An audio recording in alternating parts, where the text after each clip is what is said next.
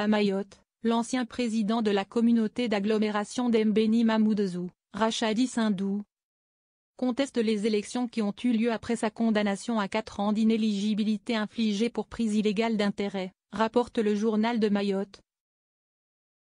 En septembre dernier, l'élu mahorais qui a fait recours de la première décision, conteste ainsi les élections qui ont eu lieu par la suite et l'élection de ses remplaçants.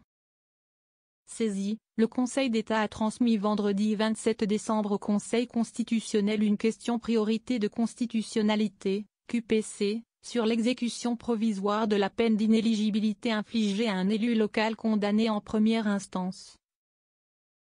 Relève sur X, Nicolas Hervieux, juriste en droit public. Les élus ayant fait l'objet d'une condamnation pénale déclarée exécutoire par provision, alors que cette sanction n'est pas devenue définitive, soulève une question présentant un caractère sérieux, écrit le Conseil d'État. Le principe d'exécution provisoire est donc remis en question. La préservation de la liberté de l'électeur en jeu. La haute juridiction se questionne également sur les atteintes à la liberté de l'électeur de cette affaire.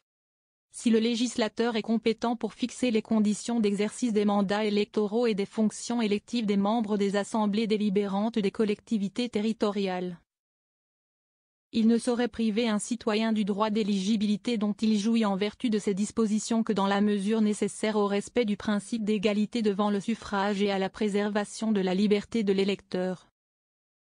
Le Conseil constitutionnel a désormais un délai de 3 mois pour se prononcer sur la question, soit pile avant le 31 mars, date à laquelle le tribunal correctionnel de Paris doit annoncer son jugement dans l'affaire impliquant Marine Le Pen, souligne le juriste.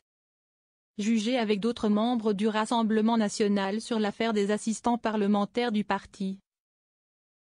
La députée encourt notamment une peine de 5 ans d'inéligibilité avec exécution provisoire qui l'empêcherait donc se présenter à l'élection présidentielle de 2027 même en cas d'appel.